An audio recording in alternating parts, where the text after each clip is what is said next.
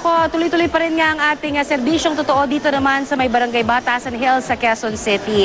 At syempre, nakaka-third batch na tayo, Iga, ng mga natutuli dito, no? Ibig sabihin yan, almost 30 na ang mga nagbinatilyo na nga ngayong araw nito dahil sa pamamagitan.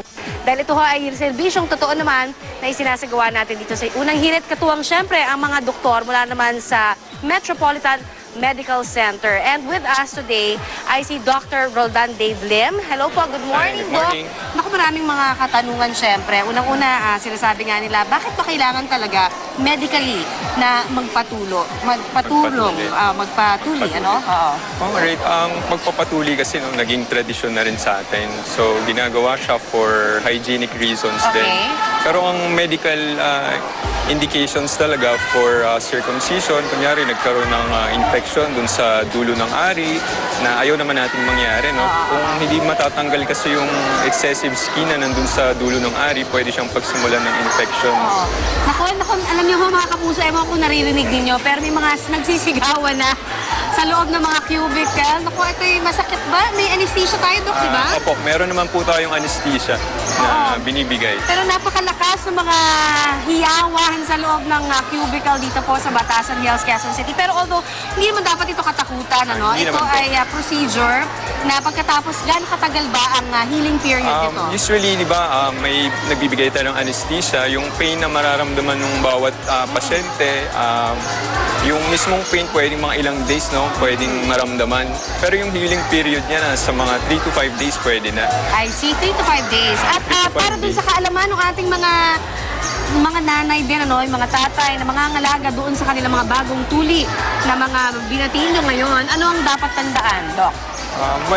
Pagkatapos matuli, within 24 hours, pwede namang maligo. And then, ina-advise namin na magsuot ng maluluwang na damit Yes. para proteksyonan din yung area ng sugat. I see. Nagbibigay rin kami ng reseta para sa mga gamot, antibiotic na kailangang inumin for the next 7 days. Tsaka para sa kirot, nagbibigay din kami ng oral tablets. I see. So, wala namang dapat alalahanin yung mga magulang, no? Ito Wala ay, naman po. Ito ay, kumaga natural na proseso. Naku, naku, ang lakas mo ng hiyawan dito.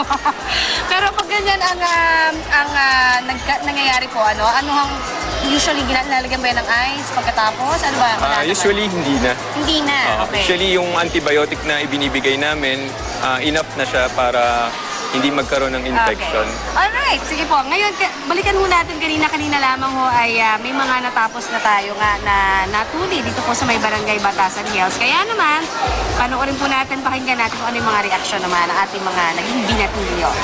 Ano pala mo? Ian Empides. Oh, parang wala nangyari. Ano, Ian, kamusta ang pakiramdam? Okay lang. Okay lang. Sakit ba? Hindi po. Bakit parang namumutla ka ba? Na-nervous ka? Opo. Oh, pero okay na, tapos na, Opo. no? O yan ho, ang napakatapang na si Ian. Kaya congratulations, binata ka na. Ano masabi mo, binata ka na? Okay? Okay po. Okay, thank you, Ian. Alright, at syempre tuloy-tuloy pa rin po nga ang ating serbisyong totoo. Libreng tuli dito naman sa may Batasan na Hills, Quezon City. Kaya dalhin niyo ho ang inyong mga anak na hindi pa natutuli dahil libre po itong ibinibigay namin. Ano?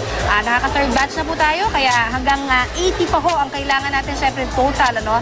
Mga nasa 30 na po more or less ang ating nabibigyan ng libreng tuli. Samantala, bago natin ibigay sa studio, happy birthday muna kay Harold Gatmaitan. Ayan, back to you.